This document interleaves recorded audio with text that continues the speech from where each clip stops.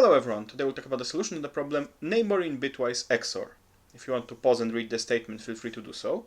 If you just want the solution, you can see it's very short because we just have to XOR together all the numbers in derived and we just look if that XOR is 0 or not. And the rest of this video I'm going to talk about why this actually works. Okay, so we want to see if it's possible to create an array that can generate this derived array. And this derived array is simply XORs of neighboring values of the original array. And it's looked at cyclically. Okay, that's great. And we can now take maybe two paths when it comes to arriving at a solution. One path, which can lead to this solution very quickly, but it's a bit of a guess, is that clearly, if we XOR together all the numbers in a correct derived array, the XOR should be 0. That's because every number appears in exactly two pairs, with its previous and with its next value. And since every number appears twice in that total XOR, they all cancel out, the XOR is 0. So if the XOR is not 0, then for sure no original array can exist. And we can guess at this point then well, okay, so if XOR is 0, an original array exists, then that's correct. But if we want to make sure that we know that the solution is correct, and this is another path that doesn't require us to even think about XORing together all of the values in derived, we can just try to create the original array, just basically. Because we can, for instance, assume without loss of generality that the original array starts with a 0.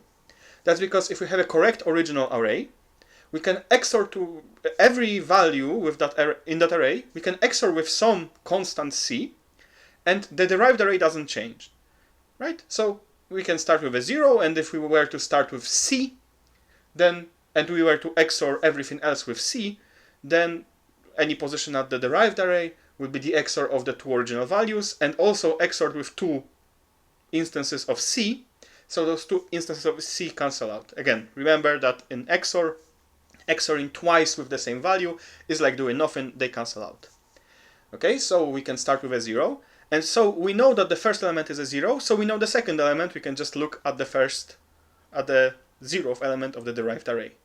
Because we know this, so we can know this by just XORing those two elements. Again, we know that for XOR, if we want to reverse the XOR, right, invert it, if you want to get the opposite, let's say, operation to XOR, it's again XOR. XORing the same thing twice gives you the original value. So in other words, if this is this XOR this, if we XOR again with original I, then derived of I XOR original I is equal to original I plus 1.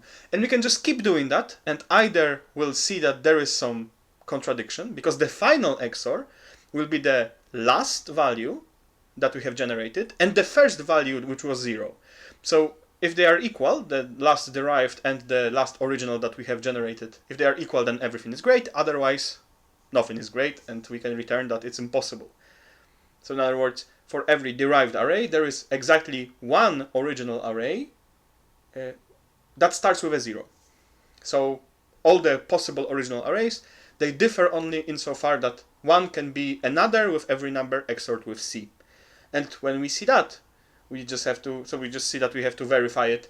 We can also come up with the idea that, oh well, maybe there is a faster way of verification because we can verify just the XOR of this whole derived array.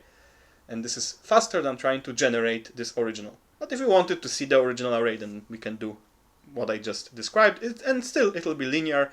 The solution will still be linear because, of course, we still have to look over all the derived array. But of course, a one-liner, just we take the derived. We want to calculate the XOR of all the values, so we use the function reduce the operator XOR over this derived, and we have to negate it because we want to return true exactly when this XOR is 0. And this is the whole solution.